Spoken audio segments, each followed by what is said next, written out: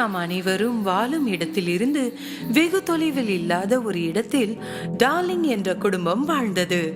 Darling குடும்பத்திற்கு 3 குழந்தைகள் இருந்தன. அவர்களின் பெயர்கள் ஜான், மைக்கேல் மற்றும் வெண்டி. பீட்டர் பேன் எப்போதுமே தனது அறையில் புல்லாங்குழல் வாசிப்பார் என்று வெண்டி தன் அம்மாவிடம் சொல்வாள். அவள் கற்பனை செய்கிறாள் என்று அம்மா எப்போதுமே சொல்வாள். ஆனால் அறையின் உள்ளே இலைகளை கண்டு சில நேரம் கொஞ்சம் குழம்பி போவாள்.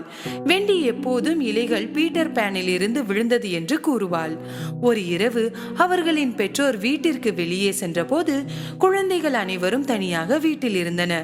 அவர்களுக்கு தூக்கம் வந்ததும் அவர்கள் அனைவரும் தூங்க சென்றனர். பீட்டர் பேன் அமைதியாக அவர்களின் அறைக்குள் நுழைந்து அவர் விட்டு சென்ற இலைகளை தேட ஆரம்பித்தார். அந்த நேரத்தில் வெண்டி எழுந்தாள். பீட்டர் பேன், நான் உங்களுக்காக காத்திருந்தேன். நீங்கள் இருக்கிறீர்கள் என்று யாரும் நம்பவில்லை. வெண்டி பீட்டருக்கு கொடுக்க மறைத்து வைத்திருந்த இலைகளை திருப்பி கொடுத்தாள். அவளுக்கு பீட்டர் மிகவும் பிடித்திருந்தார். அவர்கள் இருவரும் அவருடைய இலைகளை மீண்டும் அவருடைய ஆடைகளில் தைத்தார்கள். வெண்டி, ஒரு அற்புதமான சாகச கதையை நான் உங்களுக்கு சொல்லட்டுமா? எனக்கு சாகச கதை கேட்க வேண்டாம், அதை வாழ விரும்புகிறேன். அப்போது பீட்டரின் சிறிய தேவதை தோழி டிங்கர்பெல் ஜன்னல் வழியாக நுழைந்தாள்.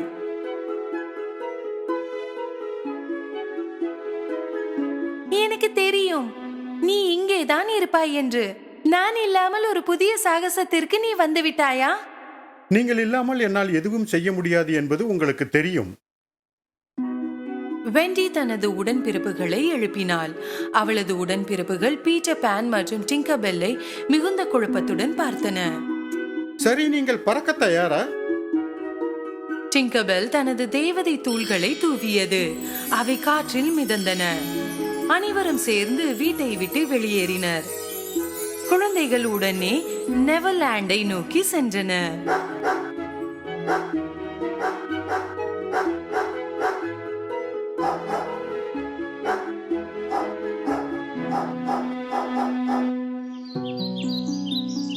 ஒரு நீண்ட பயணத்திற்கு பிறகு அவர்கள் நெவர்லாண்டிற்கு வந்தார்கள். அங்கே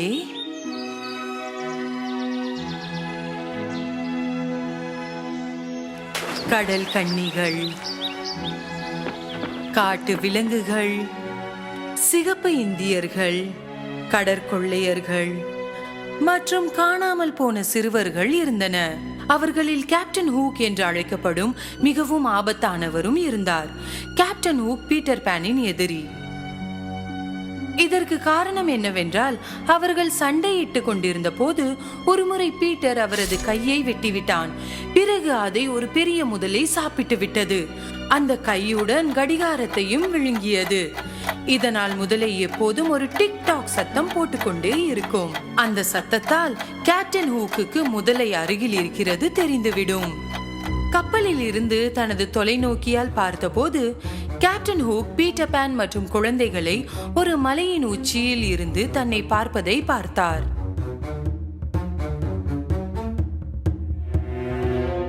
அவர் உடனடியாக பீரங்கிகளை சுடுமாறு கட்டளையிட்டார். பீட்டர் பேன் மற்றும் குழந்தைகள் பீரங்கிகளில் இருந்து தப்பித்து செல்வது மிகவும் கடினமாக இருந்தது. டிங்கர்பெல், நீ குழந்தைகளை பாதுகாப்பான இடத்திற்கு அழைத்துச் செல். நான் ஹூக்கை கவனிக்கிறேன். டிங்கர்பெல் வெண்டி மீது பொறாமைப்பட்டாள். எனவே அவளை பீட்டர் பேனிடமிருந்து விலக்கி வைக்க விரும்பினாள். சில காரணங்களை சொல்லி அவள் வெண்டியை மலையில் விட்டுவிட்டு ஜென் மற்றும் மைக்கேலை கடற்கரையில் ஒரு பாதுகாப்பான இடத்திற்கு அழைத்து வந்தாள். தீவில் வாழ்ந்த தொலைந்து போன சிறுவர்கள் வெண்டியை தூரத்தில் இருந்தே பார்த்தனர். அவள் எதிரி என்று நினைத்து அவர்கள் அவளை காயப்படுத்தினர். அப்போது பீட்டர் பேன் கேப்டன் ஹூக்குடன் சண்டையிட்டுக் கொண்டிருந்தான். ஆனால் திடீரென மீண்டும் தோன்றிய முதலையை பார்த்து ஹூக் பயத்தில் ஓடிவிட்டார்.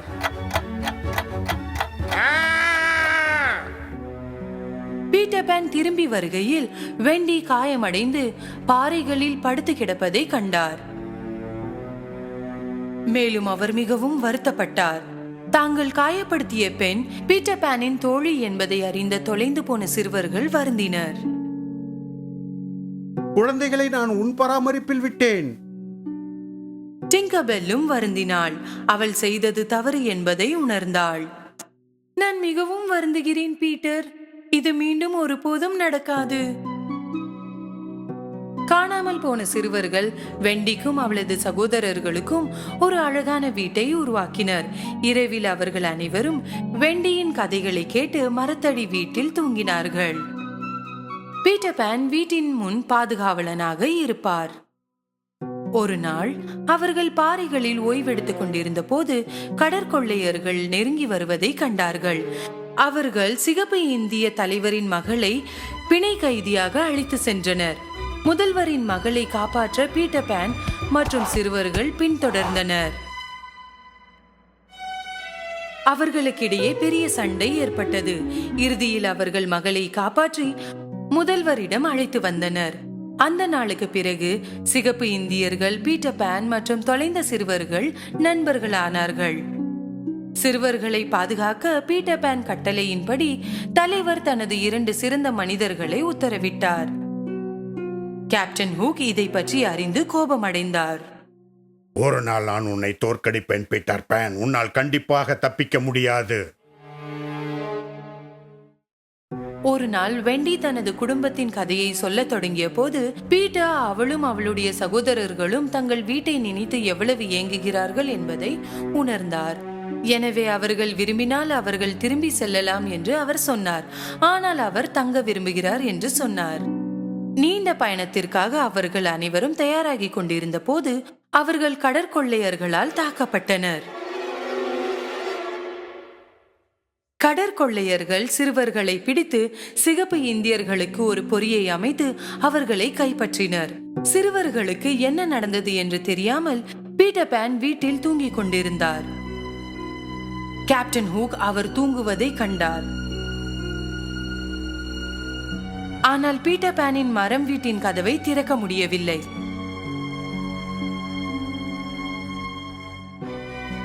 அதனால் அவர் பாட்டிலில் வைத்திருந்த தூக்க விஷத்தை கதவருகில் கீழே ஊற்றினார். பீட்டர் பானை பல மணி நேரம் தூங்க வைத்தது. பீட்டர் பான் ஒரு நாள் முழுவதும் தூங்கினார். அவர் எழுந்ததும் டிங்கர்பெல் உள்ளே நுழைந்து நடந்த அனைத்தையும் அவரிடம் சொன்ன பிறகு பீட்டர் பான் மற்றும் டிங்கர்பெல் சிறுவர்களை மீட்க வெளியே சென்றனர். அவர்கள் கடற்கொள்ளையர்களின் தலைமையகமான மகிழ்ச்சியான பாறைக்கு வந்தபோது கடற்கொள்ளையர்கள் யாரும் அங்கு இல்லை என்று அறிந்தனர். அவர்கள் பாறையின் மறுபக்கத்தில் சென்றபோது அவர்கள் அங்கு நடந்ததை பார்த்து அதிர்ச்சி அடைந்தனர்.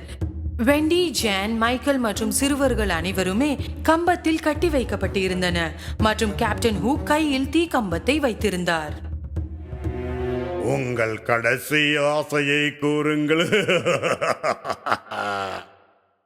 அவர்களின் மூத்தவளான வெண்டி பேச ஆரம்பித்த போது, அன்பான நண்பர்களே, உங்களிடம் எனது கடைசி வார்த்தைகள் உங்கள் அம்மா இங்கிருந்தால் சொல்லி இருக்கும் வார்த்தைகளாக இருக்கும். பயப்பட வேண்டாம். உங்கள் மரணத்தை எதிர்கொள்ள தைரியமாக இருக்க வேண்டும். பயப்பட வேண்டாம். இரக்கம் எப்போதும் வெல்லும். எப்போதும். வெண்டியின் வார்த்தைகளை கேட்டு கேப்டன் ஹூக் கோபம் அடைந்தார். எனவே அவர் அவளை படகில் அழைத்து வந்து பெரிய கம்பத்தில் கட்டினார். இப்போது சிறுவர்களை காப்பாற்ற பீட்டர் பான் மற்றும் டிங்கர்பெல் வந்தார்கள். அதே நேரத்தில் சிகப்பு இந்தியர்களும் அவர்களது முதல்வரும் உதவ முன் வந்தனர். இது பீட்டர் பானை மிகவும் சந்தோஷப்படுத்தியது. ஏனென்றால் அவர்களின் உதவியுடன் அவர்கள் சிறுவர்களை மீட்டனர். வேண்டியை மீட்கும் நேரம் வந்தது. பீட்டர் பான் மற்றும் காணாமல் போன சிறுவர்கள் கேப்டன் ஹூக்கின் கப்பலில் ஏறினர். அங்கு ஒரு சில கடற்கொள்ளையர்கள் மட்டுமே இருந்தனர். அவர்கள் தாக்கப்படுவார்கள் என்பதை அறிந்ததும் அவர்கள் கப்பலில் இருந்து கீழே குதித்தனர். எங்கும் மறைய முடியாது ஹூக், சரணடைந்து விடு. பீட்டர் பான் மற்றும் சிறுவர்கள் கேப்டன் ஹூக்கை நோக்கி சென்று அவரை பின்னோக்கி நடக்க தள்ளினர். திடீரென்று அவர் ஒரு சத்தம் கேட்டார். அவர் மிகவும் பயப்படும் ஒரு சத்தம்.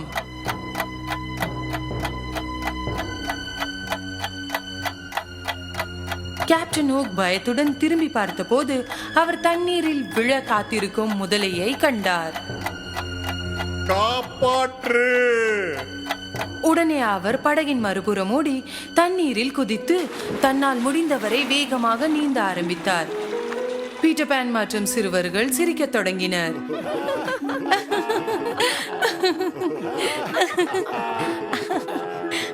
அந்த தருணத்தில் இருந்து ஹூக்கின் கப்பல் தொலைந்த சிறுவர்களுக்கு சொந்தமானது மற்றும் அவர்களின் கேப்டன் பீட்டர் பான். உங்கள் உத்தரவுக்கு குழு தயாராக உள்ளது கேப்டன். பயணத்தை தொடங்கலாம். சிறுவர்கள் கயிறுகளை அவிழ்த்தார்கள். படகின் பாய் விரிந்தது. டிங்கர் பெல், எங்களை பறக்கவை. டார்லிங் குடும்பத்தின் வீட்டிற்கு அழைத்துச் செல். இதை கேட்டு குழந்தைகள் மிகவும் மகிழ்ச்சி அடைந்தன. வெண்டி, ஜான் மற்றும் மைக்கேல் அவர்கள் பெற்றோருடன் மீண்டும் ஒன்றிணைய போகிறார்கள். டிங்கர்பெல் தேவதை தூளை தூவிய போது திடீரென்று கப்பல் மிதந்து வானத்தில் பறக்க தொடங்கியது. வெண்டி வீட்டிற்கு வந்து பீட்டர் பான், டிங்கர்பெல் மற்றும் நெவர்லாண்ட் பற்றி பெற்றோரிடம் சொல்ல உற்சாகமாக இருந்தாள். அன்று முதல் நெவர்லாண்ட் அவர்களின் இரண்டாவது வீடாகவும் அவர்களின் சிறந்த நண்பராக பீட்டர் பானும் இருந்தார்.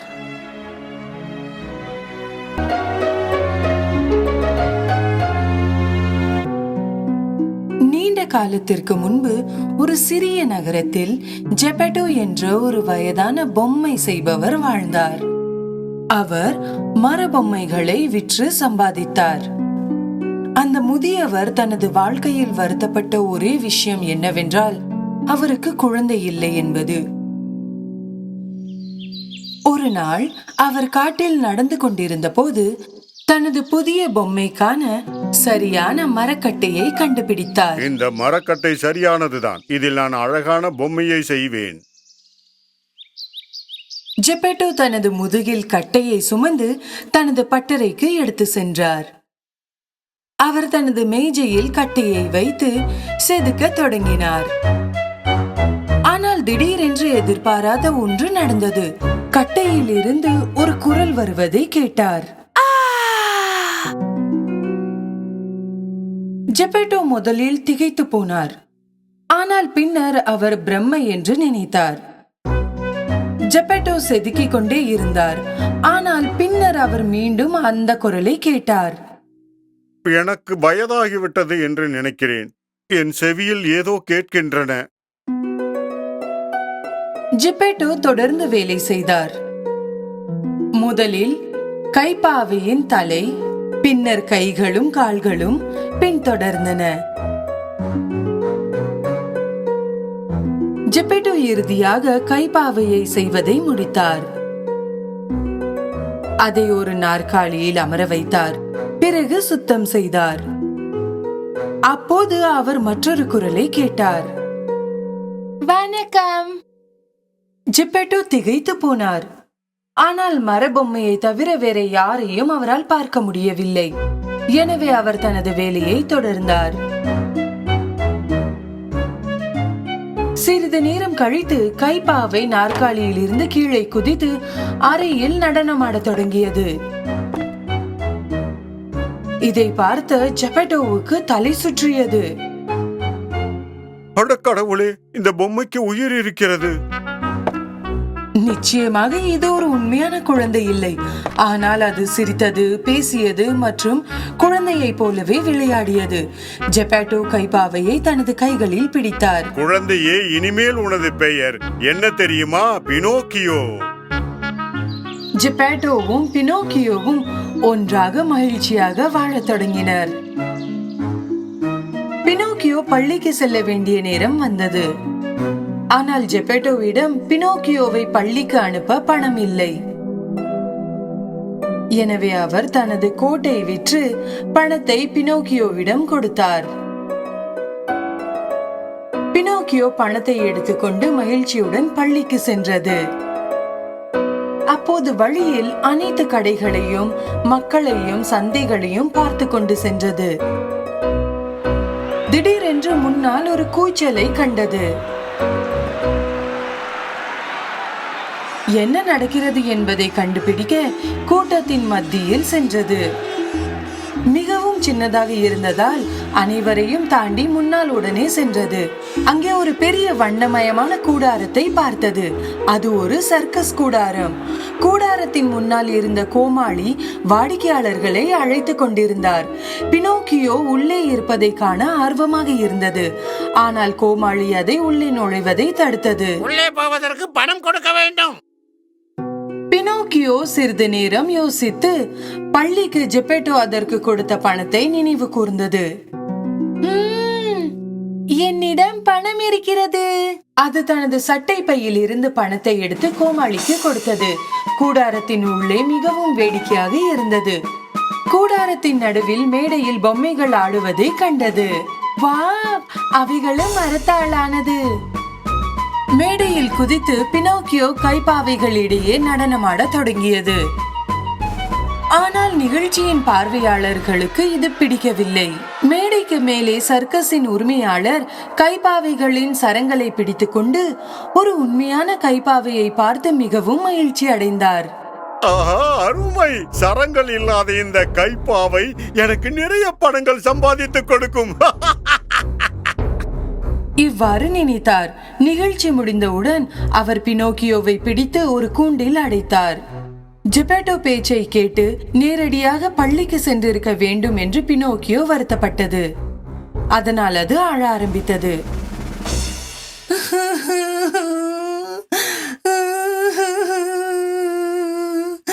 பினோக்கியோ எவ்வளவு வருத்தத்துடன் இருக்கிறது என்பதை பார்த்து அது அருகில் ஒரு தேவதை தோன்றியது.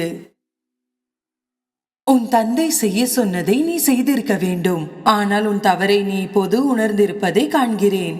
அதனால் நான் உன்னை காப்பாற்றுவேன். ஆனால் நீ மீண்டும் அதே தவறை செய்யக்கூடாது. பினோக்கியோ மிகவும் மகிழ்ச்சியானது. ஆனால் என்னிடம் பணம் இல்லை. இப்போது நான் எப்படி பள்ளிக்கு செல்வேன்? தேவதை ஒரு மந்திரத்தை உச்சரித்தது. பணம் பினோக்கியோவின் கையில் தோன்றியது. இந்த பணத்தை வீணாக்காதே. நேராக பள்ளிக்கு செல்ல வேண்டும், புரிகிறதா? தேவதை பினோக்கியோவை சர்க்கஸில் இருந்து வெளியே கொண்டு வந்தது. மகிழ்ச்சியுடன் பினோக்கியோ மீண்டும் பள்ளிக்கு பாடிக்கொண்டு சென்று கொண்டிருந்தது.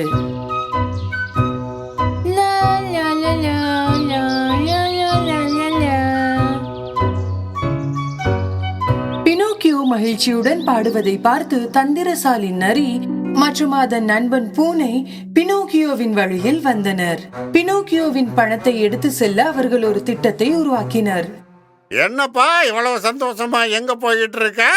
புத்தகம் பேனா வாங்கி பள்ளிக்கு செல்ல போகிறேன். இந்த பணத்துல அவ்வளவு எப்படிப்பா வாங்குவ? நான் சொல்றது மாதிரி செஞ்சா இன்னும் நிறைய பணம் கிடைக்கும். நான் என்ன செய்ய வேண்டும்? இந்த பணத்தை என்கிட்ட கொடு. நாம சேர்ந்து மாய வயல்ல நடுவோம். அங்க உனக்கும் ஒரு பணம் காய்க்கும் மரம் இருக்கும். உனக்கு எப்ப பணம் வேணுமோ அப்ப நீ பறிச்சுக்கலாம். நரி சொன்ன அனைத்தையும் அப்பாவியாக இருந்த பினோக்கியோ நம்பி அதன் பணத்தை கொடுத்தது. பணத்தை எடுத்துக்கொண்டு நரியும் பூனையும் விரைவாக ஓடிவிட்டன. தனியாக நின்றது. அப்போது தேவதை மீண்டும் பினோக்கியோவுக்கு அருகில் தோன்றியது. நீ ஏன் இன்னும் பள்ளிக்கு செல்லவில்லை? நான் உனக்கு கொடுத்த பணத்தால் நீ புத்தகம் பேனா வாங்கினாயா? உண்மையில் பினோக்கியோ தனது பணத்தை நரிக்கு கொடுத்தது என்பது தேவதைக்கு தெரியும். அவள் பினோக்கியோவை எச்சரித்தாள். நீ என்னிடம் பொய் சொல்லாதே, இல்லையேல் நான் உன்னை தண்டிப்பேன். பினோக்கியோ தேவதை சொல்வதை கேட்காமல் பொய் சொன்னது. நான் எல்லாம் வாங்கினேன். அவற்றை பள்ளியில் விட்டுவிட்டேன். பினோக்கியோ சொன்னவுடன் அதன் மூக்கு வளர ஆரம்பித்தது. நீ உண்மையை சொல்கிறாயா? அது மேலும் பொய்களை சொன்னதால் பினோக்கியோவின் மூக்கு வளர்ந்து கொண்டே இருந்தது. இறுதியில் அதால் அதன் தலையை கூட ஆட்ட முடியவில்லை. என்ன இது? என்ன நடக்கிறது? இறுதியாக அது தனது தவறை உணர்ந்து நடந்ததை தேவதையிடம் கூறியது. பினோக்கியோ சரியான பாதையில் சென்றதை கண்ட தேவதை அதன் மூக்கை சரி செய்தது. சொன்னதால் நான் உன்னை மன்னிக்கிறேன். மற்றொரு மந்திர சொல் மூலம் நரி எடுத்த பணத்தை தேவதை திருப்பிக் கொடுத்தது. மேலும் தனது பணத்தை வீணாக்க வேண்டாம் என்று மீண்டும் ஒரு முறை எச்சரித்தது. பணத்தை கையில் பிடித்துக்கொண்டு பினோக்கியோ பாடிக்கொண்டு மீண்டும் நடக்க ஆரம்பித்தது. ஆனால் இந்த முறை மற்றொரு வகை ஆபத்து முன்னால் இருந்தது. பினோக்கியோவை கைப்பற்றிய சர்க்கஸ் உரிமையாளர் அங்கேயே நின்று கொண்டிருந்தார். தப்பித்து ஓடியதால் சர்க்கஸ் உரிமையாளர் பினோக்கியோ மேல் மிகவும் கோபமாக இருந்தார். அதை தண்டிக்க விரும்பினார். அவர் பினோக்கியோவை பிடித்து கடலில் வீசிவிட்டார். பினோக்கியோ கடலில் விழுந்தவுடன் மூழ்கவில்லை. அது மரத்தினால் ஆனதால் தண்ணீரில் மிதந்தது. பினோக்கியோ இந்த உணர்வை மிகவும் விரும்பி அதன் கைகளையும் கால்களையும் நகர்த்தி நீந்த ஆரம்பித்தது. அது கரைக்கு நீந்தி கொண்டிருந்த போது ஒன்று நடந்தது. அட, என்ன நடக்கிறது? நான் எங்கே இருக்கிறேன்? பினோக்கியோ திடீரென்று ஒரு இருண்ட இடத்தில் தன்னை கண்டது. அது சுற்றி பார்த்தது, ஆனால் எதையும் காண முடியவில்லை. உண்மையில் பினோக்கியோ ஒரு மாபெரும் மீனால் விழுங்கப்பட்டது. இப்போது மீனின் வயிற்றுக்கு நடுவே இருந்தது. இதற்கிடையில் ஜெப்பேட்டோ பினோக்கியோவை பற்றி கவலைப்பட்டார். அவர் அதை தேட வெளியே சென்றார். Pinocchio, Pinocchio! இறுதியாக அவர் பினோக்கியோ கடலில் வீசப்பட்ட கரையை அடைந்தார். அவர் தனது மகனை பார்த்தாரா இல்லையா என்று மீனவர்களிடம் கேட்டார். மீனவர்களில் ஒருவர் ஜெப்பேட்டோ கேட்டுக்கொண்டிருந்த சிறுவனை நினைவு கூர்ந்தார். மேலும் அவன் கடலில் விழுந்ததாக அவரிடம் சொன்னார். ஜெப்பேட்டோ மீனவரிடம் உதவி கேட்டார்.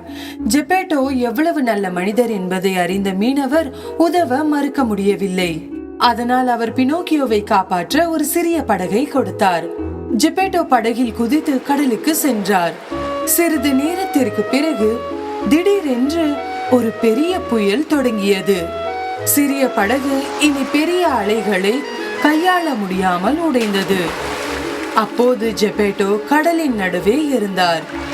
ஜெப்பேட்டோவுக்கு வயதாகிவிட்டதால் நீந்த தெரியாமல் தண்ணீரில் ஆழமாக மூழ்க தொடங்கினார். அந்த நேரத்தில் பினோக்கியோவை விழுங்கிய மாபெரும் மீன் ஜெப்பேட்டோவையும் விழுங்கியது.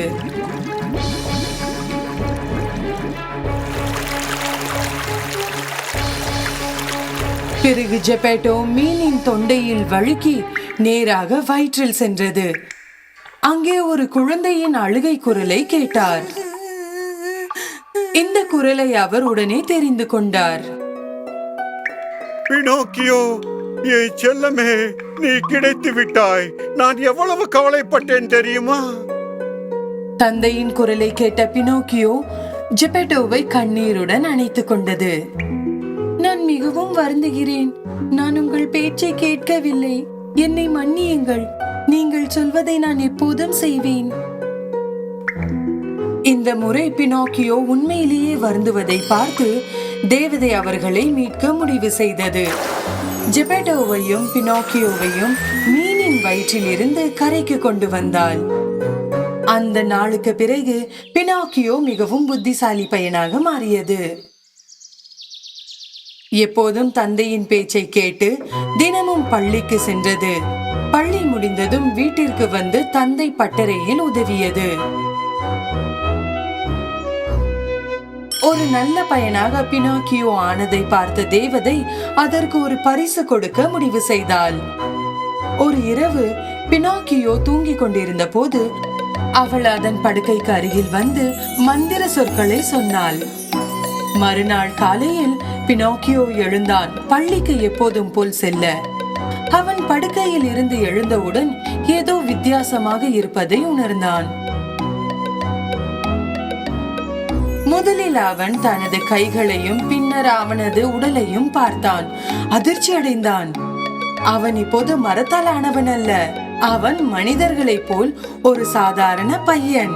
படுக்கையில் இருந்து மகிழ்ச்சியுடன் எழுந்து தந்தையிடம் ஓடினான். அப்பா, அப்பா, பாருங்கள்! பினோக்கியோவை ஒரு உண்மையான பையனாக பார்த்தது ஜெப்பேட்டோவை மிகவும் மகிழ்ச்சி அடைய செய்தது. பினோக்கியோ, நீ எனது உண்மையான மகள். தந்தையும் மகனும் அவர்கள் ஒருவருக்கொருவர் ஆனந்த கண்ணீருடன் கட்டிப்பிடித்தார்கள். பினோக்கியோ மீண்டும் ஒருபோதும் பொய் சொல்லவில்லை. அவனது மூக்கு எப்போதும் இருந்த இடத்திலேயே இருந்தது.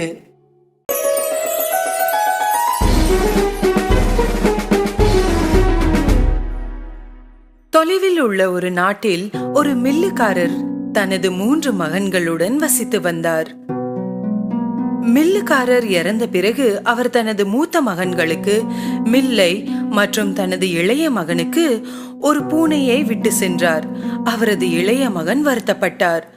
அவரது சகோதரர்களைப் போலல்லாமல் அவருக்கு கிடைத்ததை நினைத்து வருந்தினார். அவர் பூனையை பார்த்து கூறினார், ஒரு பூனையை வைத்து நான் என்ன செய்ய முடியும்? இதை சாப்பிடக்கூட முடியாது. திடீரென்று மிகவும் எதிர்பாராத ஒன்று நடந்தது. பூனை பதிலளித்தது, நீங்கள் என்னை மிகவும் தவறாக நினைக்கிறீர்கள். நீங்கள் நினைப்பதை விட நான் உயர்வாக நிரூபித்து காட்ட முடியும். பூனை பேசுவதை கண்டு அந்த இளைஞர் திகைத்து போனார். அவர் கேட்டார், நீயா? எப்படி இது சாத்தியம்? நீங்கள் எனக்கு ஒரு சாக்கு, ஒரு தொப்பி மற்றும் ஒரு ஜோடி பூட்ஸை கொண்டு வாருங்கள். எப்படி என்பதை நான் காட்டுகிறேன். ஆச்சரியத்துடன் அந்த இளைஞர் தனக்கு தானே நினைத்துக் கொண்டார், இந்த பூனைக்கு பேச முடிந்தால் நிச்சயமாக இதற்கு ஏதோ தெரிந்திருக்கும். சரி, நீ என்ன செய்கிறாய் என்பதை பார்க்கிறேன். பூனை கேட்ட அனைத்தையும் இளைஞர் கொண்டு வந்தார். பூனை தொப்பியை போட்டு தனது பூட்ஸை போட்டு கண்ணாடி முன் நின்று தன்னை பார்த்து கொண்டது. பின்னர் ஒரு கேரட் மற்றும் ஒரு கொத்து இலைக்கோசை ஒரு சாக்கில் வைத்து கிளம்பியது. காட்டுக்கு வந்ததும் சாக்கை திறந்து தரையில் வைத்தது.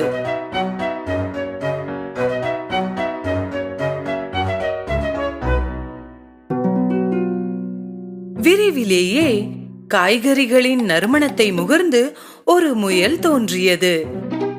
இலைக்கோஸ் மற்றும் கேரட்டை சாப்பிடுவதற்காக முயல் சாக்கில் நுழைந்தது.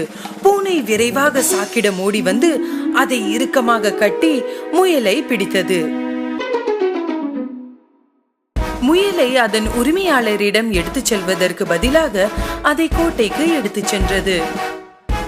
ராஜாவை பார்க்க விரும்புகிறேன் என்று காவலர்களிடம் கூறியது. ஒரு தொப்பி மற்றும் பூட்ஸ் அணிந்திருக்கும் பேசும் பூனையை பார்த்து காவலர்கள் விரைவாக ராஜாவின் முன்னிலையில் அழைத்துச் சென்றனர்.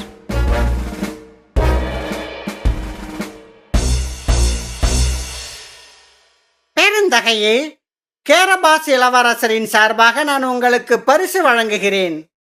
என் எஜமானர் கேரபாசின் இளவரசர் உங்களுக்காக இந்த முயலை பிடித்து கொடுத்துள்ளார். இந்த பரிசில் மன்னர் ஈர்க்கப்பட்டார்.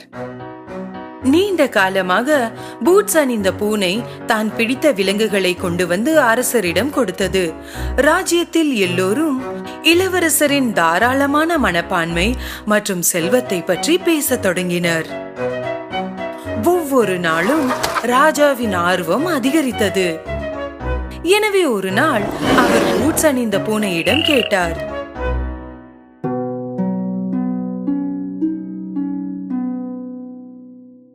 உங்கள் இளவரசர் இளைஞரா? ஆமாம், இளைஞர் மட்டுமில்லை, மிகவும் அழகானவர். அவர் செல்வந்தரா? பெரும் செல்வந்தர். அவரது கோட்டையில் உங்களை வரவேற்பதில் அவர் பெருமிதம் அடைவார்.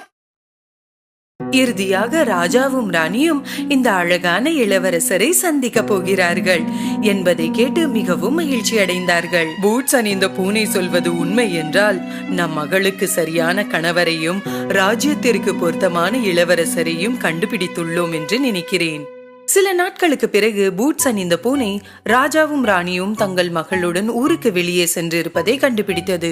இந்த நாளுக்காக தான் நான் காத்திருந்தேன். அப்போது தனது உரிமையாளரிடம் ஓடியது. ஐயா, நாம் இப்பொழுதே ஆற்றங்கரைக்கு செல்ல வேண்டும். என்னை பின்தொடருங்கள். என்ன நடக்கிறது என்று இளைஞருக்கு புரியவில்லை. ஆனால் சொன்னபடி செய்தார். நாம் இங்கு எதற்காக வந்தோம்? நீந்துவதற்கு ஐயா. நீந்துவதற்கா? ஆனால் எனக்கு நீச்சல் தெரியாதே. அப்படியானால் இன்னும் நல்லது. உடனே உங்கள் ஆடைகளை கழட்டி விட்டு ஆற்றில் இறங்குங்கள். என்னை நம்புங்கள் ஐயா, நீங்கள் வருத்தப்பட மாட்டீர்கள். இளைஞர் சொன்னபடி செய்தார். ஆற்றில் சென்றார். பூட்ஸ் அணிந்த பூனை தன் உரிமையாளரின் ஆடைகளை புதருக்கு பின்னால் மறைத்து வைத்தது. அரசரின் வண்டி ஆற்றின் அருகே செல்லும் போது பூனை அவர்களிடம் சென்றது. உதவி, உதவி! என் எஜமானர் கேரபஸின் இளவரசர் நீரில் மூழ்குகிறார். ராஜா உடனடியாக தனது ஆட்களை ஆற்றுக்கு அனுப்பினார்.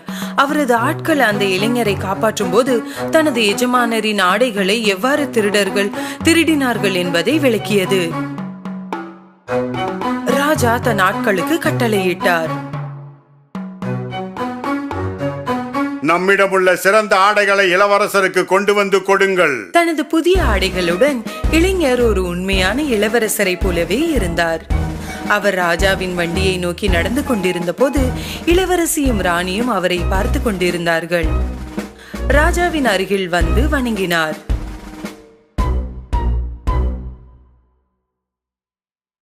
மிகவும் நன்றி அரசரே.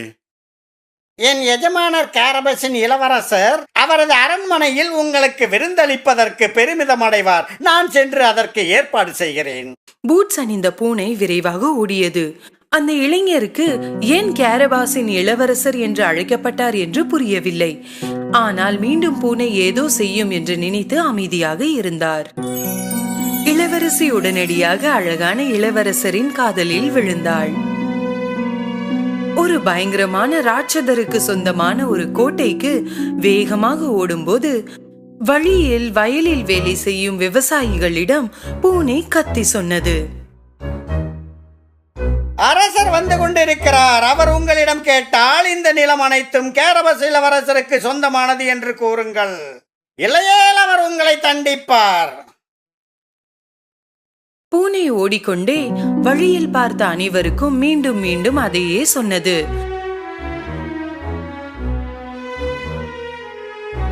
ராஜாவின் வண்டி வழியெங்கும் சென்றபோது எல்லோரும் அச்சத்தோடு ஒரே விஷயத்தை சொல்லிக் கொண்டிருந்தார்கள்.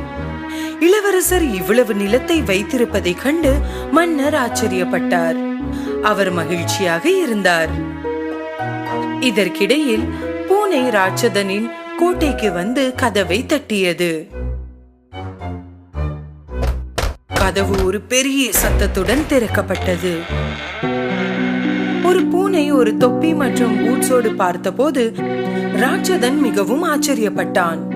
பூட்ஸ் அணிந்த பூனை பேசத் தொடங்கிய போது ராட்சதன் இன்னும் ஆச்சரியப்பட்டான். நல்ல நாள் பெருந்தகையே.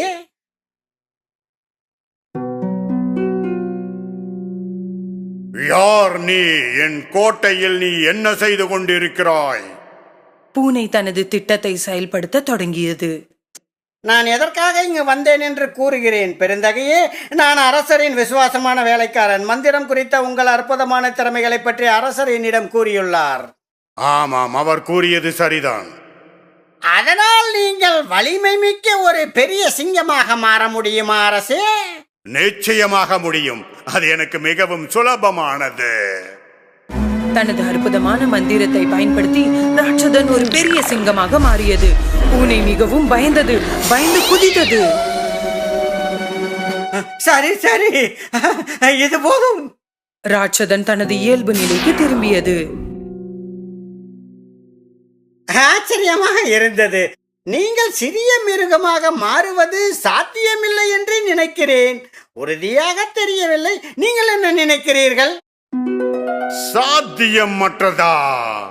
நான் விரும்பினால் எந்த விலங்காகவும் என்னால் மாற முடியும். அதையும் பார்ப்போம். ஆமாம், சிறிய எலியாக உங்களால் மாற முடியுமா? ராட்சதன் மிகவும் சத்தமாக சிரித்தது. பூனையால் அதே இடத்தில் பயத்தில் நிற்க கூட முடியவில்லை. ராட்சதன் தனது மந்திர சக்தியை பயன்படுத்தி எலியாக மாறினான். அதை பார்த்து பூனை விரைவாக எலி மீது குதித்தது. ஒரு பெரிய கடியால் ராட்சதனை கடித்தது.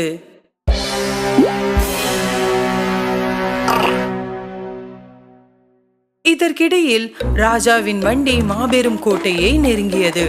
மேலும் பூனை விரைவாக ராஜாவை நோக்கி ஓடியது. பெருந்தகையே, கேரபஸின் இளவரசரின் அரண்மனை உங்கள் சேவையில் இருக்கிறது. தயவு செய்து வாருங்கள். ராஜா, ராணி, இளவரசி மற்றும் அந்த இளைஞனும் கோட்டையை வியப்புடன் பார்த்தார்கள். கோட்டையை நோக்கி நடக்கும்போது ராணி அந்த இளைஞனிடம் கேட்டாள்,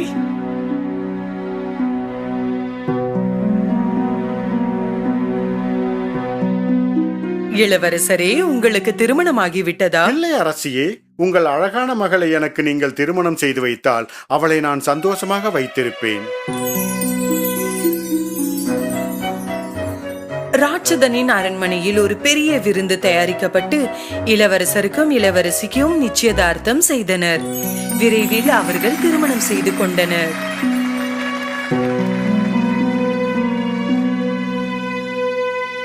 பார்த்தீர்களா ஐயா, நான் மிகவும் மதிப்பு வாய்ந்தவர் என்று முன்பே கூறினேனே.